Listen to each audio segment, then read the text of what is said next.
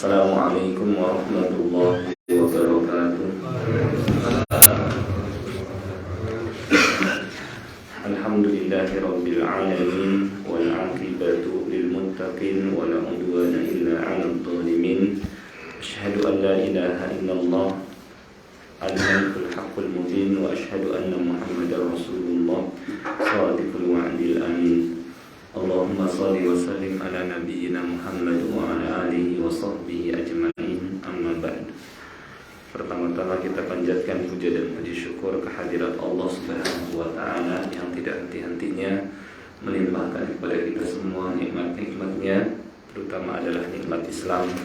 Demikian pula nikmat taufiq, dimudahkan kita oleh Allah Subhanahu wa ta'ala untuk melangkahkan kaki kita menuju rumahnya, melaksanakan salah satu perintahnya, yaitu salat subuh berjamaah, dan kemudian kita lanjutkan dengan menyempatkan hadir di majlis ta'lim.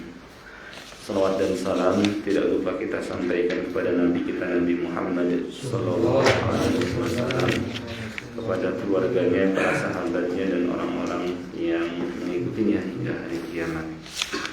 Seperti biasa, pada Ahad pertama pada subuh kita melanjutkan mempelajari tafsir juz amma, dan mungkin ada yang ingat kita sampai surah ayat berapa kemarin itu? Surat apa Pak? Oh, An-Nazi'at. Kata 1. Berarti sekarang 42 ya.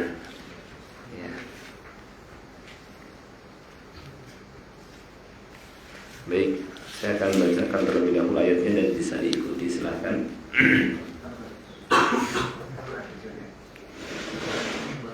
A'udzu billahi minasy syaithanir rajim. A'udzu billahi minasy syaithanir rajim. Yas'alunaka 'anis sa'ati ayyana mursaha. Yas'alunaka 'anis sa'ati ayyana mursaha. Fima anta min dzikraha. Fima anta min dzikraha. Ila rabbika muntahaha. Ila rabbika muntahaha. Innama anta munziru man yakhshaha. Innama anta munziru man yakhshaha. Ka'annahum yawma yarawnaha lam yalbathu illa 'ashiyatan aw duhaha. Ka'annahum yawma yarawnaha lam yalbathu illa 'ashiyatan aw duhaha. Sementara sampai ayat 46.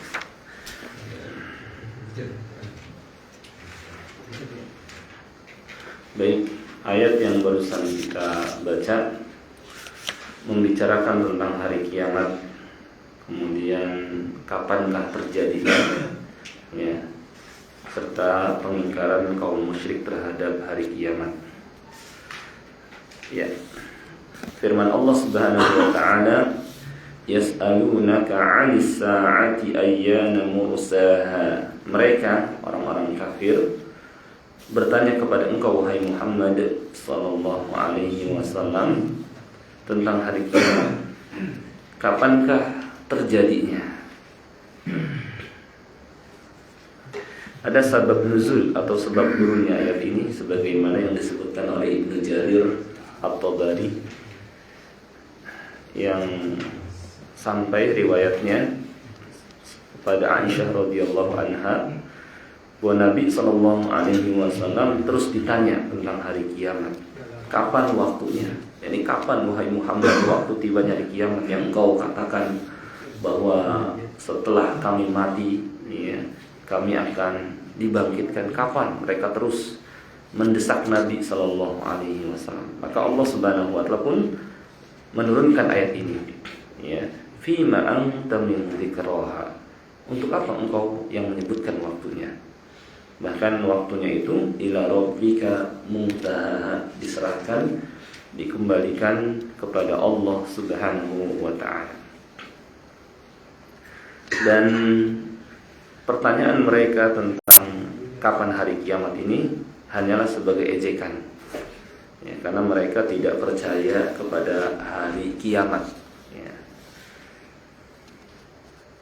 Jadi mereka hanya sebagai ngejek saja, mana kiamat wahai Muhammad, ya. Bukan bermaksud untuk kebaikan atau mempersiapkan diri untuk menghadapinya. Karena bertanya tentang hari kiamat ini terbagi dua. Kalau hanya sekedar ejekan dan mengingkari, maka ini adalah kekafiran. Sebagaimana orang-orang musyrik yang bertanya kepada Nabi Shallallahu Alaihi Wasallam tentang kapan kiamat. Tapi kalau bertanya maksudnya adalah agar dia bersiap-siap, mempersiapkan diri untuk menghadapinya, maka hal ini tidak mengapa. Sebagaimana suatu ketika Nabi Shallallahu Alaihi Wasallam berceramah, ya, kemudian ada seorang Arab Badui bertanya kepada Nabi Shallallahu Alaihi Wasallam, ya Rasulullah, mata sa'ah, wahai Rasulullah, kapan kiamat? Maka setelah beliau menyampaikan ceramahnya, baru beliau bertanya, mana orang yang tadi bertanya tentang kiamat? Lalu beliau balik bertanya kepadanya, fama a'dadta laha, apa yang sudah engkau persiapkan untuk menghadapi hari kiamat? Kata dia, hubbullahi wa rasulih, cinta kepada Allah dan Rasulnya. Maka beliau bersabda, al-mar'u ma'aman ahabba, bahwa seseorang itu nanti akan dikumpulkan bersama orang yang dicintainya, ya. Ini termasuk persiapan juga, bahwa seorang akan dikumpulkan bersama orang yang dicintainya. Oleh cintanya kepada Allah dan Rasulnya, maka akan dikumpulkan bersama Rasulnya Sallallahu Alaihi Wasallam dan para sahabatnya, ya. Di sini juga kita ketahui bahwa yang hendaknya kita cintai atau wala, ya, adalah Allah, Rasulnya, para sahabat, orang-orang yang beriman, agar kita dikumpulkan bersama mereka.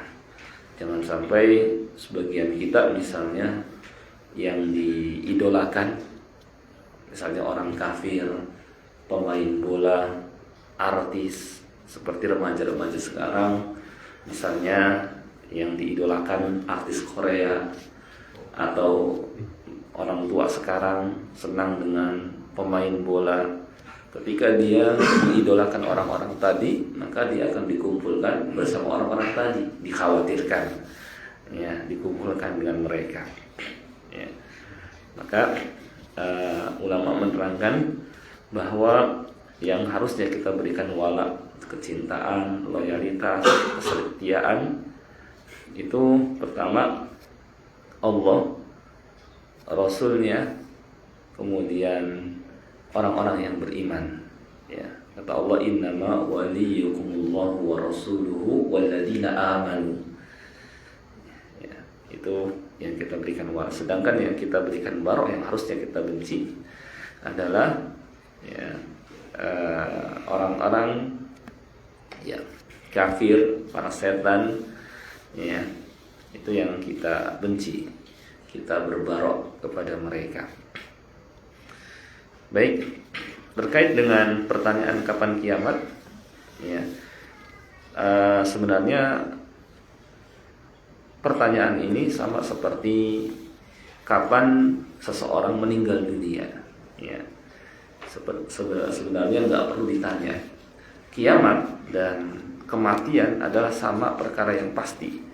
Sebagaimana seseorang akan berakhir dalam hidupnya di dunia, akan tiba masanya dia akan meninggalkannya, demikian pula dunia yang kita tempati juga akan tiba masa berakhirnya. Nggak ada yang kekal, sebagaimana firman Allah Ta'ala, kullu man 'alaiha fan, semua yang ada di muka bumi ini akan fana. Hanya saja dunia, bumi, demikian langit, Ya, Allah Subhanahu wa taala pertahankan, Allah Subhanahu wa taala kokohkan, kuatkan supaya terus ya bisa diisi terus oleh generasi setelahnya sampai batas generasi yang Allah Subhanahu wa taala tetapkan, itu generasi terakhir, barulah tiba hari kiamat. Allah jadikan langit ya, wassamaa banainaha biaid. Allah bangun dan Allah kuatkan. Meskipun telah berlalu puluhan, ratusan, ribuan tahun, tetapi langit tetap kokoh karena Allah Subhanahu wa taala mengokohkannya. Tegak tanpa tiang, tidak ada cacat, tidak ada yang bolong, tidak ada yang terbelah. Meskipun telah dimakan usia, tidak seperti bangunan yang kita bangun, cat mulai keropos, kayu mulai dirayapin, besi mulai karatan, baju mulai robek. Tetapi untuk langit Allah pertahankan tetap kuat ya sampai tibanya hari kiamat. Demikian pula bumi yang kita tempati, kata Allah Subhanahu wa taala, walakum fil ardi mustaqarr wa mata'un ila hin. Dan kamu di muka bumi ini ada tempat menetap dan waktu dan tempat bersenang-senang ila hin, sampai tiba masanya, sampai kita tiba ajalnya. Demikian pula bumi yang kita tempati ini juga akan tiba waktu kehancurannya. Kapan waktu kehancurannya? Ya, inilah diserahkan kepada Allah Subhanahu wa taala. Ya, akan tetapi ya, ini adalah hal yang pasti. Ya, sebagaimana kematian juga hal yang pasti. Ya. Maka karena baik kematian, demikian pula kiamat adalah hal yang pasti.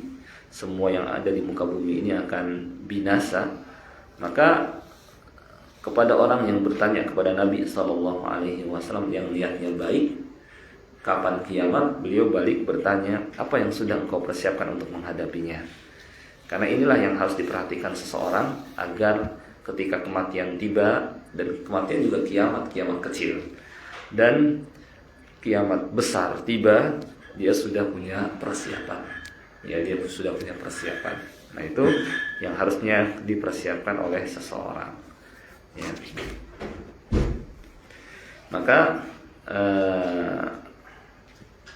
karena orang-orang kafir, mereka bertanya kepada Nabi SAW bermaksud mengejeknya, tidak beriman kepadanya. Dan kita sudah sampaikan di pertemuan-pertemuan sebelumnya tentang kepastian hari kiamat, yang dalil nakli, dalil akli akan tibanya hari kiamat, dan bahwa itu adalah sejalan dengan kebijaksanaan Allah dan keadilannya, agar mereka yang beramal saleh tidak disia-siakan, dan agar mereka yang mendolimi manusia dibalas ya terhadap kezaliman yang dia lakukan ya, dan agar manusia dalam hidup ini memperbaiki amalnya supaya dia mendapatkan balasan yang baik. Dan kemudian Allah Subhanahu wa taala katakan, fima anta min dzikra. Untuk apa engkau perlu menyebutkan waktunya? Itu bukan urusanmu ya, bukan urusan Nabi SAW. Yani kewajiban kau hanyalah menyampaikan, memperingatkan bahwa nanti ya akan tiba hari kiamat, hari diberikan balasan terhadap amal yang mereka kerjakan. Ketika itu banyak yang menyesal ya, karena menyia-nyiakan kesempatan hidup di dunia. Kata Allah bahwa kiamat itu ila rabbika muntahaha, kepada Rabbmu lah, kepada Tuhanmu lah dikembalikan ketentuan kesudahannya atau ketentuan waktunya. Maka termasuk hal gaib adalah tentang kapan kiamat ya. Disebutkan di dalam surah Luqman beberapa hal gaib yang mutlak, yang hanya Allah Subhanahu wa taala mengetahuinya. Allah berfirman, wa indahu di dalam surah Luqman, wa indahu mafatihul ghaibi la ya'lamuha illahu, dan di sisi Allah lah perkara atau kunci-kunci yang gaib di mana tidak ada yang mengetahuinya kecuali Dia.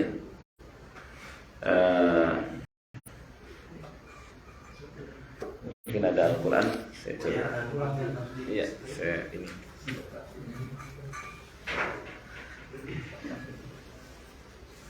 Ya, baik. Ya.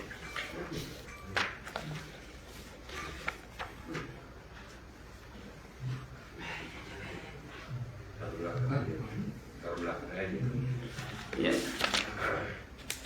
Kata Allah Subhanahu wa taala, "Innallaha indahu 'ilmus sa'ah."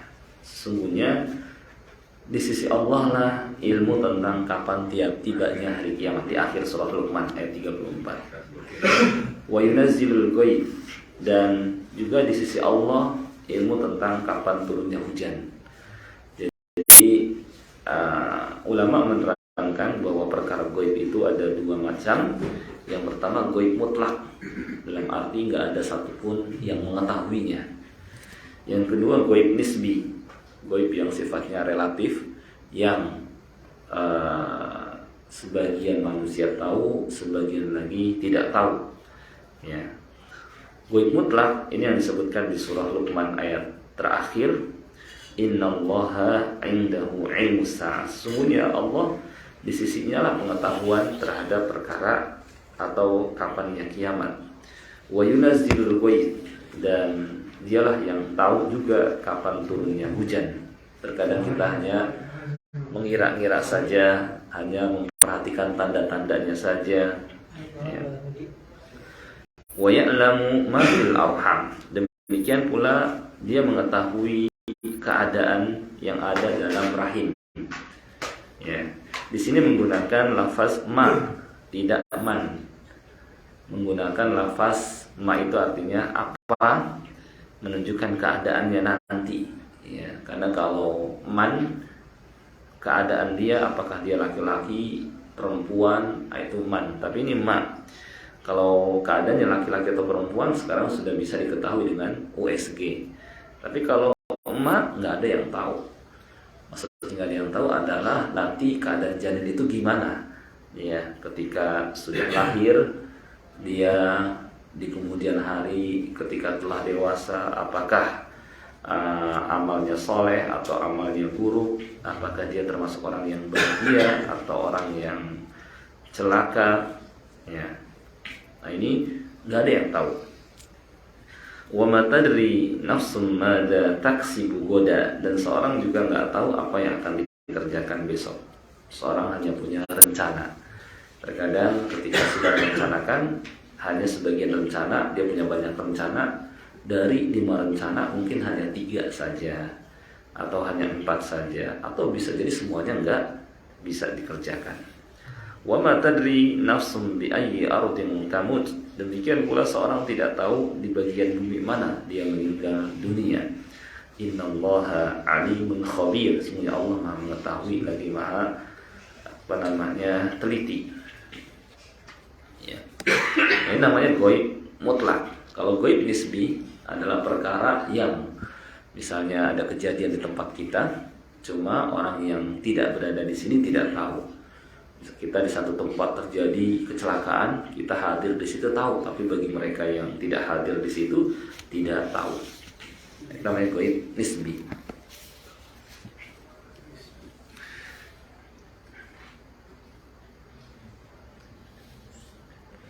Kemudian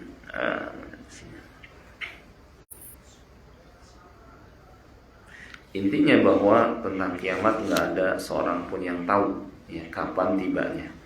Makanya ketika malaikat Jibril alaihi salam datang kepada Nabi sallallahu alaihi wasallam bertanya tentang kapan kiamat, maka Nabi sallallahu alaihi wasallam hanya menjawab mal mas'ulu anha bi'a'lama minas sa'il. Yang ditanya, yakni beliau tidaklah lebih tahu daripada yang bertanya. Ini sama-sama tidak mengetahui. Padahal yang satu malaikat Jibril, pemimpin malaikat, yang satu Nabi Muhammad SAW, pemimpin para nabi dan rasul.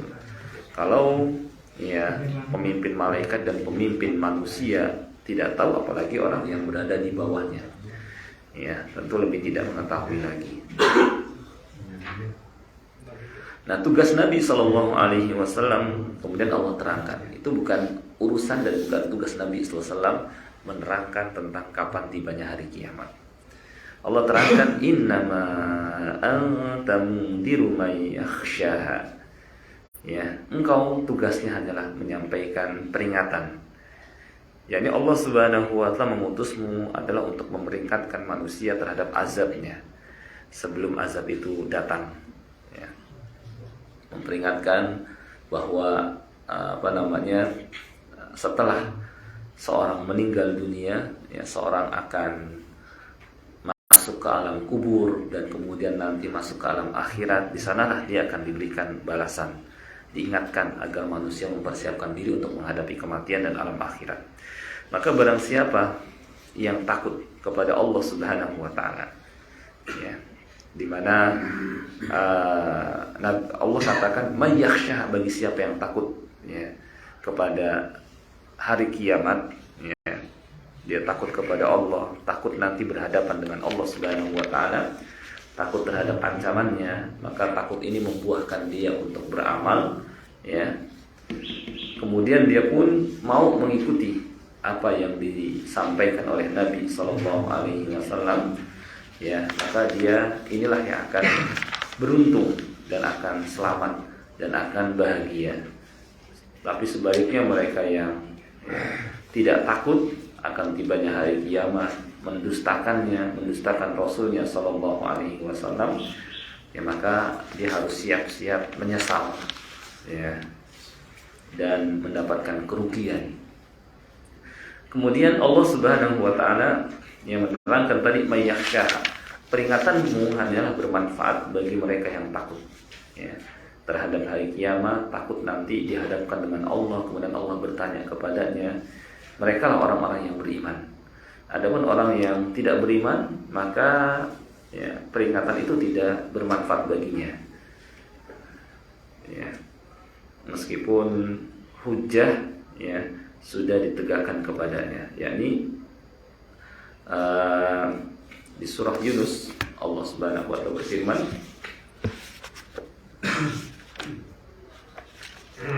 ayat 101,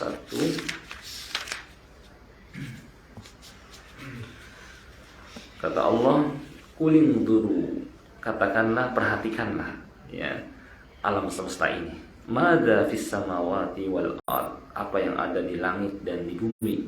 Di mana dengan memperhatikan alam semesta ini kita dapat mengetahui banyak hal tentang keesaan Allah, kekuasaan Allah,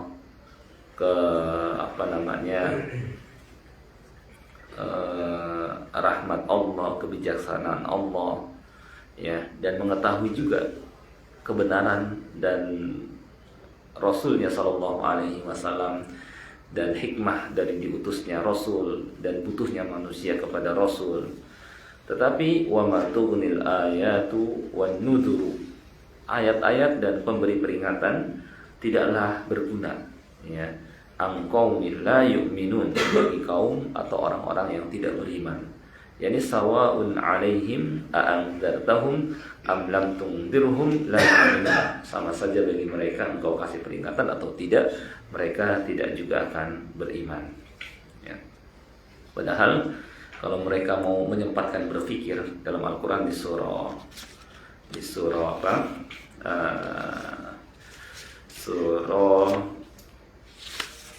Sada atau surah Fatir, Allah Subhanahu wa taala berfirman,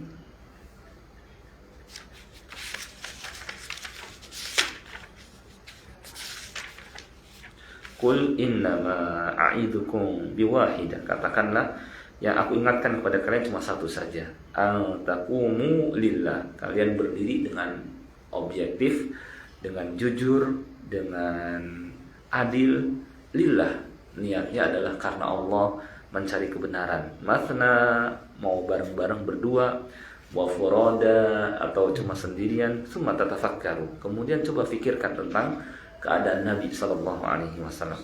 Ma bi sahibikum min jinnah, ya, beliau kawan kalian bukanlah atau tidaklah tertimpa kegilaan, in huwa illa nadhirun lakum baina yaday adzabin syadid.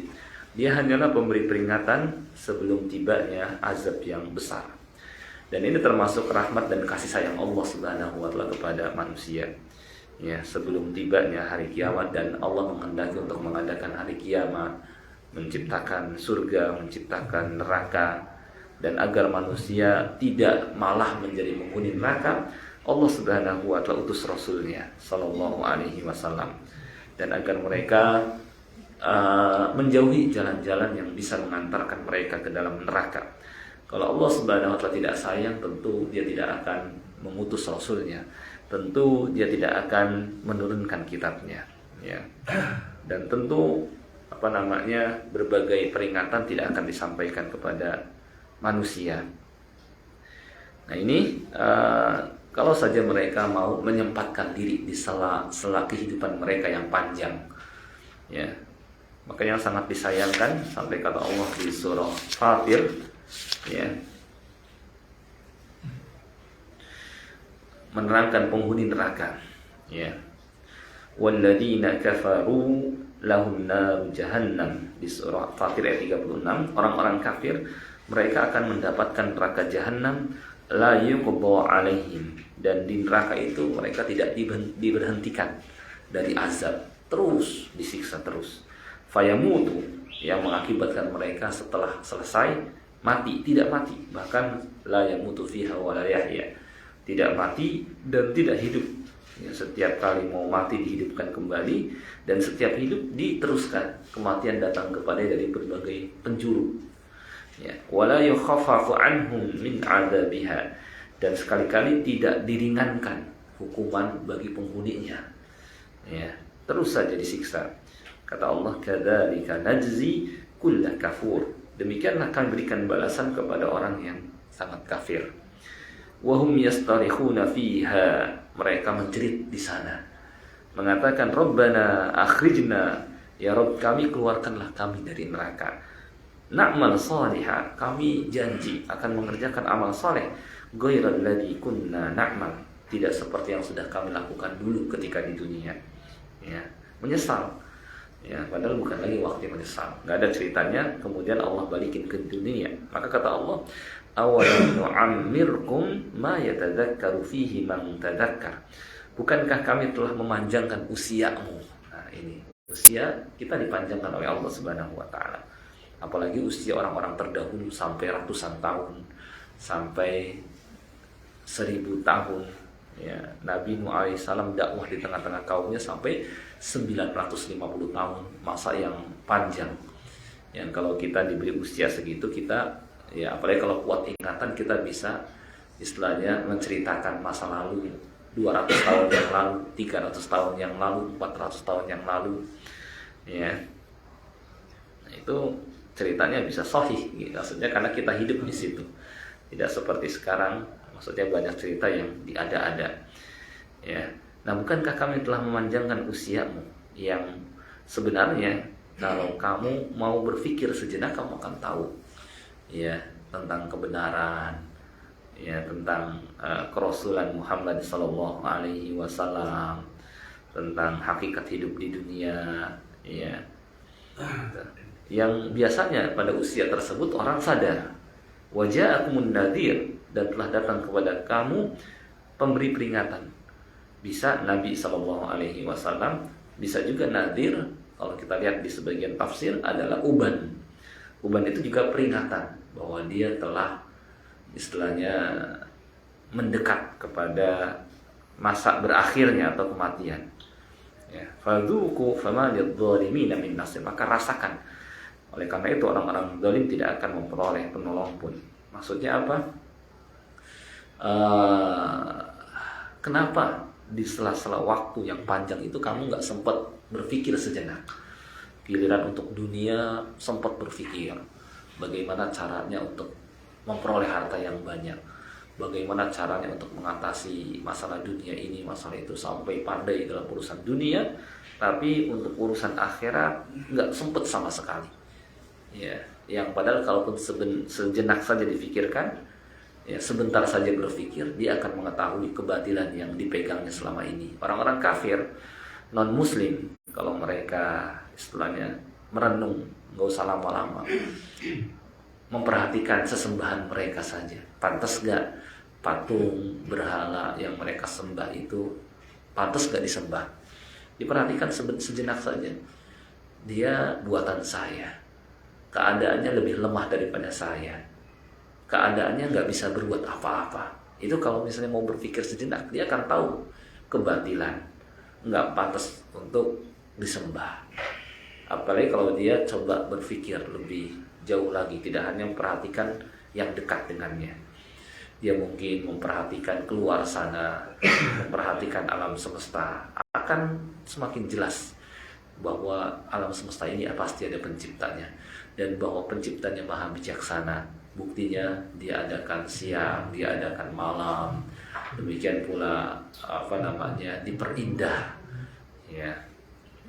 Dan pasti penciptanya tidak akan membiarkan makhluk yang diciptakan ini, manusia terutama, begitu saja setelah dicipta, disiapkan kebutuhannya, kemudian dibiarkan tidak dibimbing. Maka pasti penciptanya mengutus, mengirimkan rasul, menurunkan kitab untuk membimbing manusia. Itu kalau mereka mau berpikir sejenak. Tapi mereka nggak menyempatkan, ya, nggak menyempatkan waktunya untuk itu, ya. Nah, barulah mereka, karena mereka sama sekali nggak mau menyempatkan berpikir, ya, kemudian kalau nanti tiba hari kiamat mereka akan menyesal. Dan keadaannya ka'annahum yauma yarawnaha, pada hari ketika mereka melihat hari kiamat, ya, karena suasananya yang hebat, ya, yakni ketika mereka dibangkitkan dari kuburnya ke padang mahsyar, ya, lam yalbathu illa 'ashiyatan aw duhaha, seakan-akan mereka hidup di dunia hanya sebentar saja, di waktu sore atau di waktu pagi. Sore maksudnya adalah hanya dari setelah duhur sampai tenggelam matahari, ya, seakan-akan hanya sebentar. Atau pagi hari, yakni setelah terbit matahari sampai tiba waktu zuhur, ya. Dan ini seperti inilah kenyataan. Meskipun seorang dan kita semua telah menjalani puluhan tahun, ya, kita semua sudah menjalani puluhan tahun. Ada yang sudah misalnya 30 tahun, kepala 3, kepala 4, kepala 5, udah sampai 50 tahun. Tapi kalau nengok ke belakang, seakan-akan kehidupan kita kemarin hanya sebentar saja, nggak bisa dirasakan. Kayaknya saya sudah merasakan sekali puluhan tahun, tetapi kayaknya sebentar saja. Dan demikian pula ketika tiba hari kiamat, seakan-akan seorang hidup di dunia meskipun sudah puluhan tahun, ya, itu hanya sebentar saja, seperti di waktu sore antara zuhur sampai maghrib, atau pagi antara terbit matahari sampai zuhur, hanya sebentar saja, ya. Kata Syekh Ibnu Utsaimin rahimahullah, ini adalah kenyataan. Karena kalau kita bertanya sekarang, yakni sudah berapa tahun berlalu bagi kita, apakah kita merasakan beberapa tahun itu? Ternyata tidak. Ya, seakan-akan kita hanya sehari saja atau setengah hari. Dan tidak diragukan lagi bahwa seakan-akan beberapa tahun yang lewat itu seperti sehari saja. Dan keadaan manusia di antara 3 hal ini.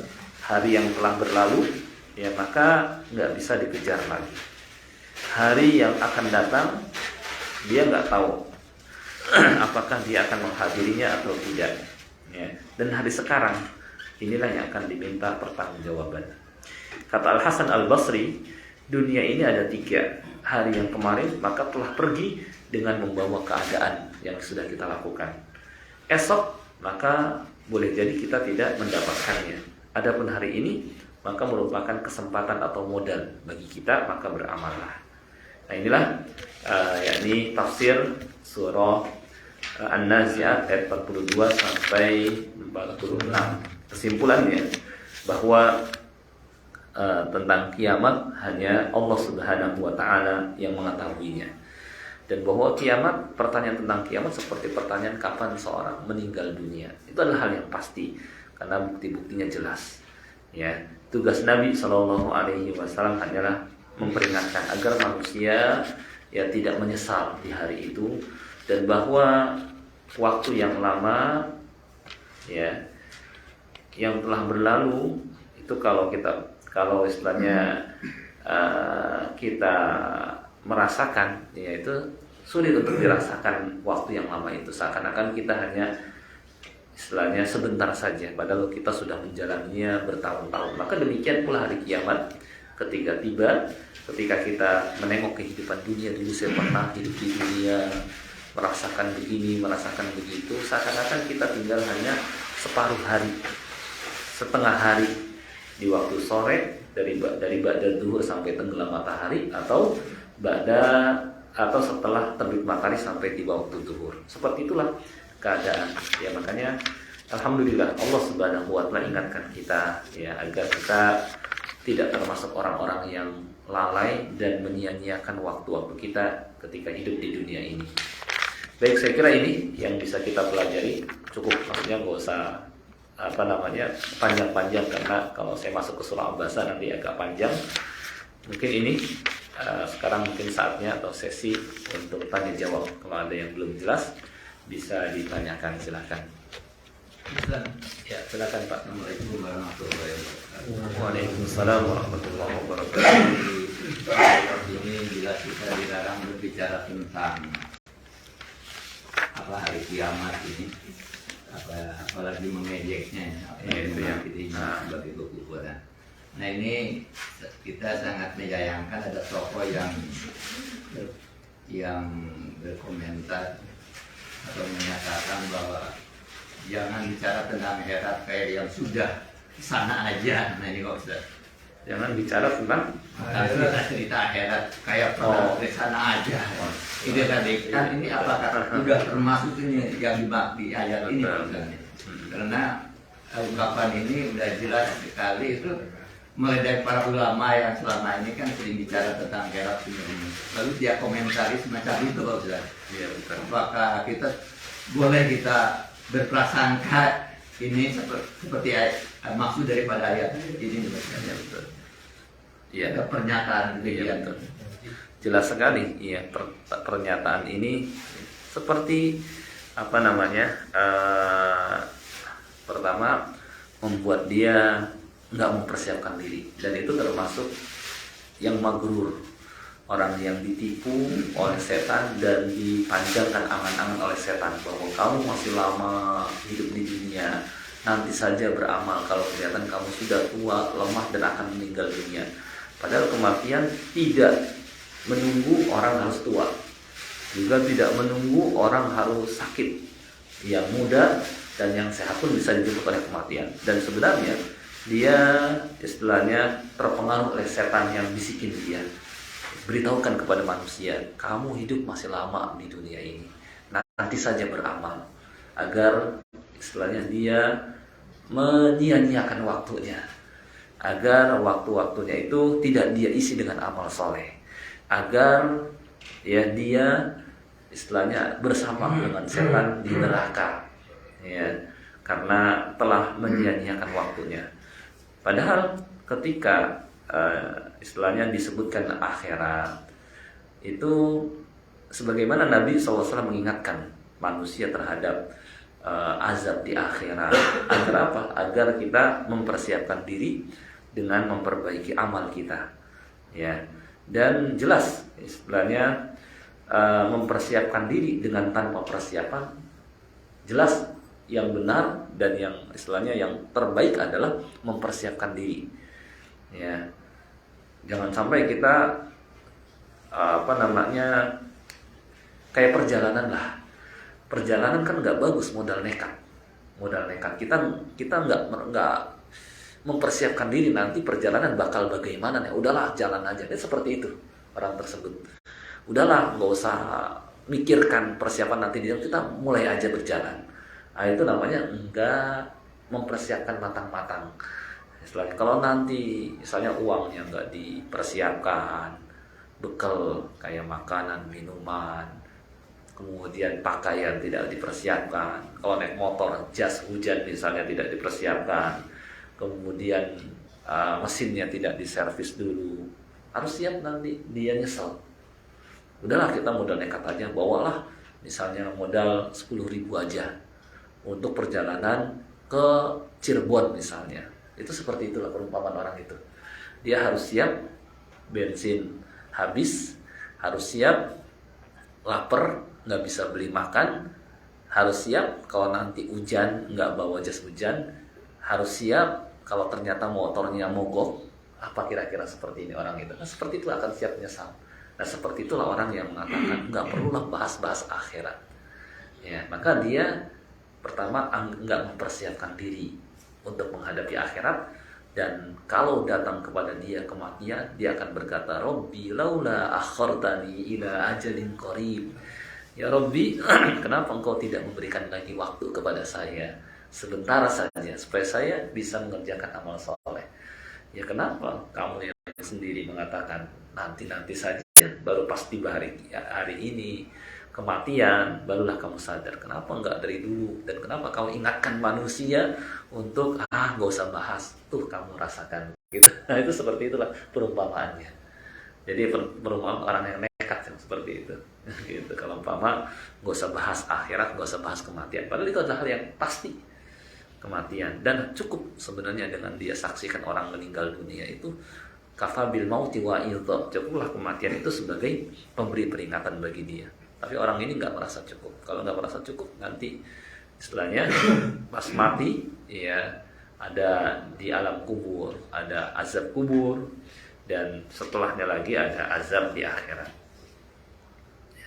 Jadi seperti itu. Dia istilahnya orang yang nekat sebenarnya. Gitu. Wallahu a'lam. Iya, nekat banget. Saya Pak Ustaz. Ya silakan Pak. Saya pernah dapat nanti di yaumul qiyamah itu fisik kita akan dikembalikan seperti Nabi Adam. Terus paras akan disamakan dengan Nabi Yusuf, dan hatinya seperti Nabi siapa yang diuji penyakit? Ayub. Siapa? Yang Nabi Ayub. Nabi Ayub. Pertanyaannya adalah, apakah kepada orang-orang kafir akan diberlakukan sama? Pertanyaan yang pertama adalah, apakah ada riwayatnya, derajat riwayatnya? Kalau ada, pertanyaan kedua ya tadi, apakah berlaku juga untuk orang-orang kafir? Yang kedua, Ustaz, dalam rangka persiapan menghadapi hari kiamat itu, di antaranya adalah diampuninya dosa-dosa kita. Kita yakin di dunia ini nggak ada yang manusia tanpa dosa ya, gitu. Pernah berdosa. Ada nggak tanda-tanda bahwa pada saat kita sudah berbuat maksiat atau berdosa itu diampuni Allah Subhanahu wa Ta'ala?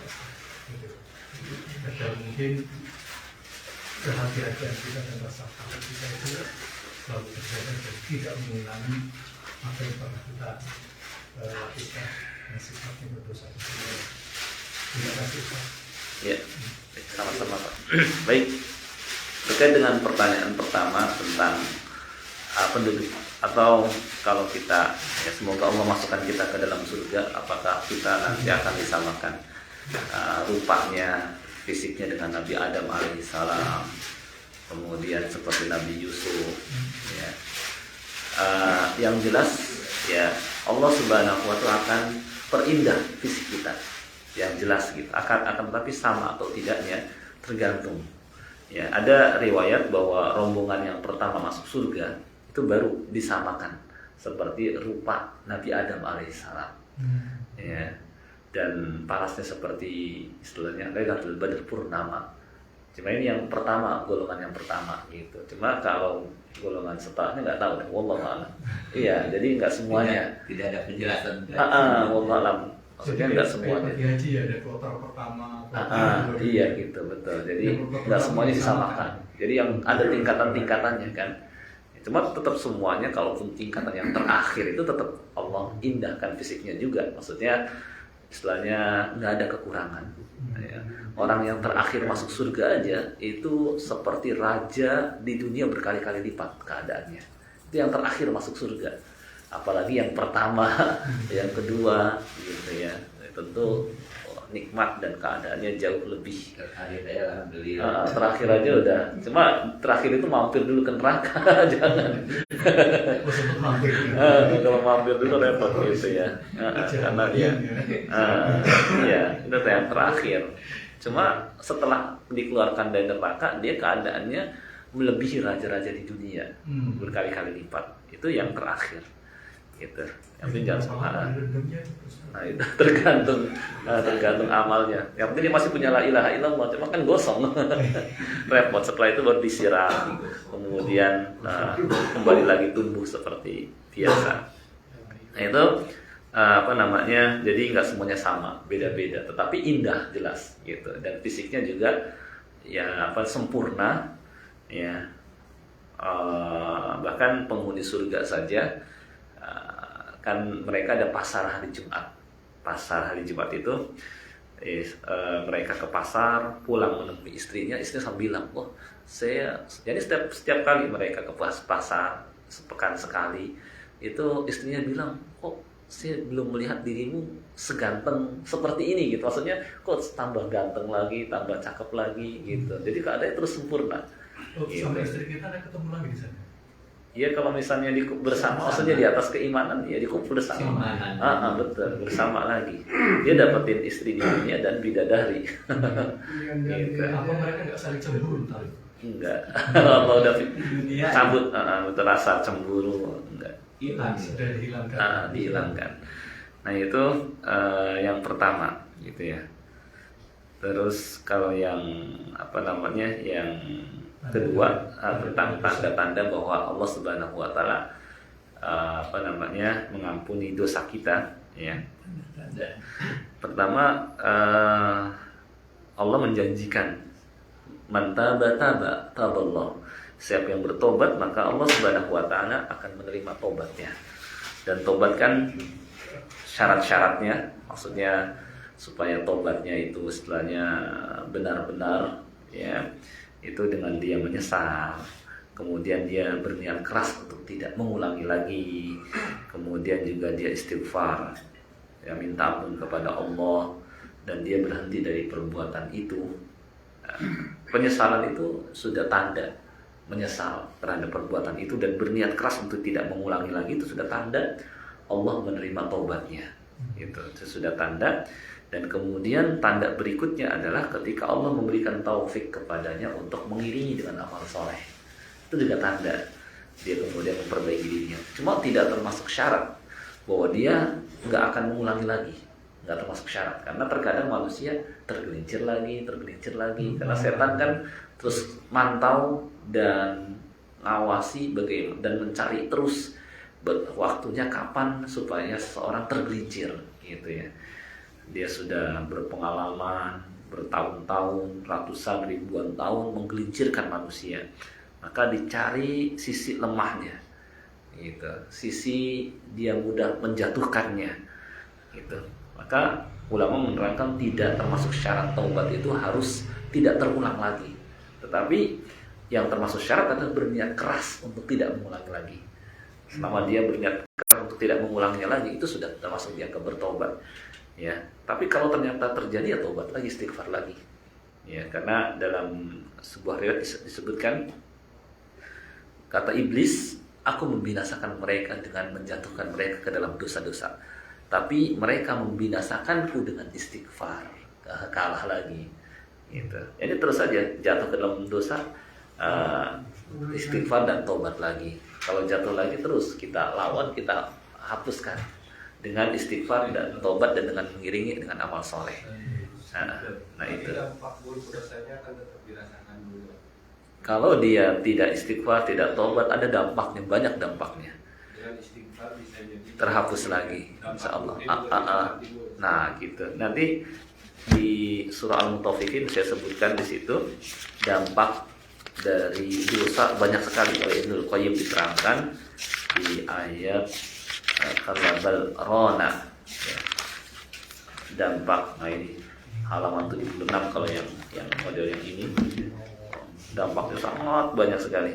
Ibnu Qayyim menerangkan dalam Ad-Dawa. Ya itu mungkin wallahu alam. Jadi tandanya dengan menyesal, kemudian mengiringi dengan amal soleh itu sebagai tanda bahwa Allah Subhanahu wa taala menerima taubatnya. Tapi kalau tanda kayak nggak diterima, dari mulai dia nggak sungguh-sungguh, dia nggak merasa menyesal.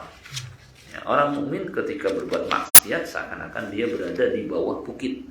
Bukit itu kayak mau menimpa dia. Tapi orang munafik ketika berbuat maksiat seakan-akan lalat menempel di hidungnya. Tinggal dia tepis, ya, cuma dosa kecil gitu ya. Nah itu tanda setelahnya taubatnya bisa jadi belum diterima gitu. Wallahu a'lam. Saya kira begitu. Tapi tetap ditimbang juga di sana ya. Semua amal akan ditimbang. Semua amal akan ditimbang. Iya, silakan. Tadi kan mengenai kiamat itu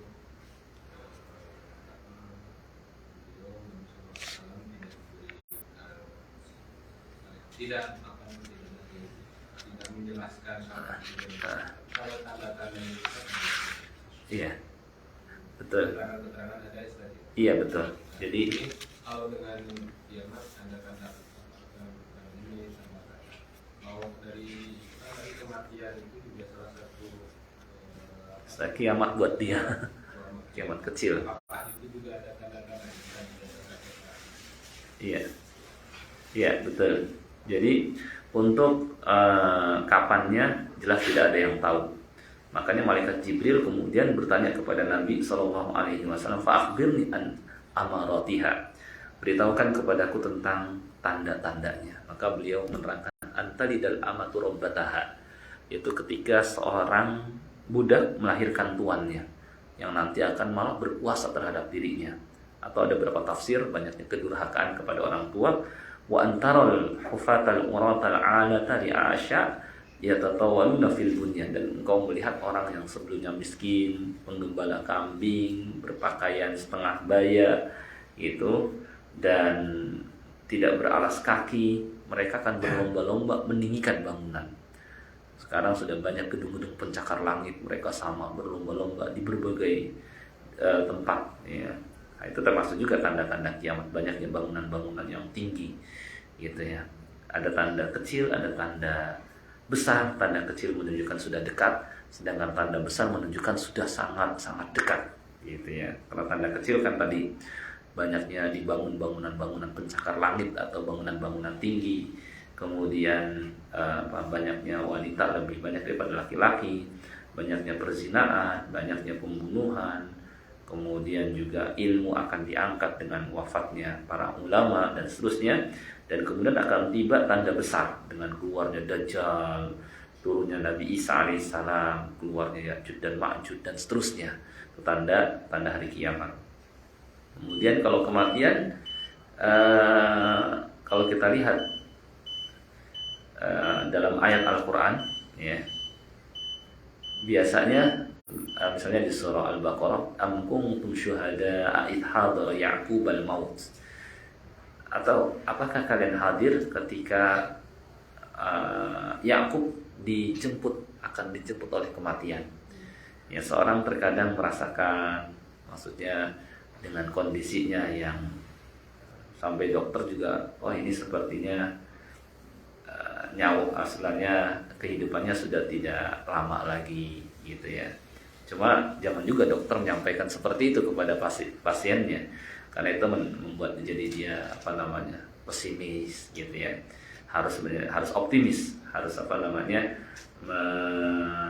menyampaikan kabar gembira, dibuat tenang. Makanya Nabi SAW kepada orang yang sakit, beliau mengatakan la ba'sa bihi tahur insyaallah. Nggak apa-apa ini sakitnya, insyaallah membersihkan. Kata-kata la ba'sa itu maksudnya supaya optimis. Oh nggak apa-apa, tenang aja, ini mas sakit biasa. Jangan kita membesar-besarkan. Tapi orang Arab Badui ini ketika disampaikan oleh Nabi SAW la ba'sa bihi tahur, dia malah kembali berkata, ini bukan sakit biasa, humman tafur, demam yang terus meninggi. Tazuru asy-syaikhal kabir, yang menimpa kepada orang yang sudah lanjut usia, dalam hadis itu, dan membawanya kepada kuburan. Maka hadis dan ya udah, kalau emang kamu optimis ya udah, kemudian meninggal dunia. Karena dia emang nggak optimis juga. Ya maksudnya emang sih ajal ya sudah ditentukan. Cuma kita juga perlu optimis dalam arti jangan berarti kita akan meninggal dunia. Bahkan Nabi SAW bersabda, la yatayamanna ahadukumul mauta lidurrin asabah. Janganlah seorang berangan-angan ingin meninggal dunia hanya karena musibah yang menimpanya. Fa in kana la mahalah. Kalau dia memang setelahnya udah putus asa, falyakul, maka ucapkan Allahumma ahyini maka natil hayatu khairan li wa tawaffani idza kanatil wafatu khairan li. Ya Allah, hidupkan aku kalau memang hidup baik buatku, itu udah terakhir sekali. Dan wafatkan aku kalau misalnya wafat itu baik buatku. Itu kalau sudah terakhir. Kalau memang kita kayaknya udah putus asa dengan hidup gitu ya. Kan maksudnya kayaknya udah nggak bisa diharapkan lagi hidup. Cuma jangan juga begitu terakhir sekali. Ya, kalau bisa kita optimis aja mungkin masih lama. Tapi boleh tadi. Itu terakhir. Kalau emang udah terakhir sekali. Jangan kita, kalau bisa kita masih hidup, karena kehidupan masih lebih baik. Boleh jadi banyak yang kurang dari kita yang belum kita sempurnakan gitu, yang belum kita kejar, daripada kita mengakhiri atau mungkin udahlah mendingan mati saja. Karena boleh jadi masih banyak yang belum kita kerjakan, amal kita masih sedikit. Maka jangan kita berharap kepada kematian gitu. Terus aja beramal soleh gitu. Wallahu a'lam. Saya kira itu. Dan sedikit lagi nih melanjutkan tadi. Iya, silakan Pak. Ini kan kenikmatan dunia sekarang ini jadi fitnah besar nih Pak Ustaz. Iya. Di zaman sekarang ini, sehingga untuk mendapatkan ini kan orang berbagai cara dengan korupsi atau cara. Nah ini bagi yang sudah sadar ini Pak Ustaz, ini bagaimana usaha-usaha yang dilakukan itu, misalkan hasil korupsi itu sebenarnya dikemanain Pak Ustaz supaya bersih gitu Pak Ustaz? Atau pendapatan yang dilarang lah nggak usah. Jadi bagaimana sebenarnya tuntunan menjelaskan tentang hal ini? Iya, betul. Baik, kalau yang pertama ya ini terkait dengan dia mendapatkan, jelas kalau dia sudah tahu, dia nggak boleh mencari pemasukan atau harta dari jalan yang haram. Ya. Apalagi gitu. Kemudian membenarkannya. Bahkan dalam hadis, dua diantara tanda kiamat juga, ya'ti zaman, akan datang zaman seorang sudah tidak peduli lagi mau dari yang halal atau yang haram dia dapat. Pokoknya yang penting dapat uang yang banyak, dapat harta yang banyak. Ini padahal dalam hadis lain, la tazulu qadama abdin, tidaklah bergeser kaki seorang pada hari kiamat sampai ditanya tentang 4 hal. Di antaranya an malihi, ya, tentang hartanya, dari mana dia peroleh dan kemana kemudian dia keluarkan. Nah ini akan ditanya, diminta pertanggungjawaban. Ya, tapi kalau kemudian setelah dia mungkin dari cara yang istilahnya dia nggak peduli halal haram, kemudian di akhir kehidupannya dia bertobat kembali kepada Allah Subhanahu Wa Taala, ya, maka sebagian ulama menerangkan tobatnya kalau misalnya dia sebelumnya banyak dari yang haram gitu adalah kalau misalnya ada hak yang masih ain, masih jelas ada barang orang lain pada dirinya, maka dia kembalikan. Kalau ada barang yang pernah dia ambil misalnya, dia kembalikan. Dan mengembalikannya itu tidak harus terang-terangan, bisa dengan sembunyi-sembunyi, bisa dengan tolong dititipkan kepada si fulan, ini punya dia, dan jangan kasih tahu ya tentang saya ya, gitu nggak jadi masalah. Kemudian kalau misalnya dia sudah nggak tahu nih barang mana, sudah pokoknya udah tercampur bau antara miliknya dengan milik orang lain misalnya, atau dia dapatkan dari jalan yang halal dari jalan yang haram, maka dengan ya dia bersihkan, ya, istilahnya pertama dia dengan tinggalkan perbuatan yang haram itu, dan kemudian dia istilahnya bersedekah. Di antaranya itu dengan dia banyakin sedekah, memperbaiki. Ya, cuman jangan juga dia ngulangin lagi dan istilahnya masih terus mengerjakan, mencari dari jalan yang haram, kemudian dia dia sedekahkan. Karena dalam hadis innallaha thayyib la yaqbal illa thayyiba. Maksudnya Allah baik dan tidak menerima kecuali dari yang baik. Gitu. Maka amalnya nggak diterima. Ya. Jadi kalau sudah dia sadar maka dia berhenti. Kemudian dia banyak-banyakin sedekah. Itu aja. Wallahu a'lam, saya kira itu. Sedekahnya dari hasil korupsi juga belum besar. Iya, meskipun dari hasil korupsi sebenarnya nggak diterima, tapi minimal untuk Tidak membersihkan. diterima, tapi Gitu. tidak bernilai berarti. Kita termasuk mengiringi dengan perbuatan baik. Mengiringi dengan perbuatan baik. Sekarang orang kan banyak umroh, Kenapa? habis korupsi umroh ya. Nah, jangan ulangi lagi. Jangan ulangi lagi yang Habis korupsi penting. mati. Nah, itu. Iya, yang penting dia sudah berhenti, jangan sampai dia. Nah, karena orang yang haji aja dengan harta yang haram itu, ketika dia mengucapkan labbaik Allahumma labbaik, ada panggilan dari langit, la labbaik wala sa'daik, nggak ada labbaik buat kamu. Yani karena dia dari yang haram. Tapi daripada dia melakukan lagi perbuatan maksiat lagi atau dia tidak bersihkan, gitu ya, semakin dosa ditambah dosa. Ya maka dia beramal soleh termasuk di antara sedekah. Ya. Ya, jadi seperti itu mungkin wallahu a'lam. Baik. Cukup mungkin Pak ya. Karena sudah jam 6. Mudah-mudahan yang sedikit ini bisa difahami dan bisa kita amalkan. Yang benar datang dari Allah Subhanahu wa taala, yang keliru dari saya sendiri. Saya minta kepada Allah dan mohon maaf, dan kita tutup dengan doa kafaratul majlis. Subhanakallahumma bihamdika asyhadu an la ilaha illa anta astaghfiruka wa atubu ilaik. Assalamualaikum warahmatullahi wabarakatuh.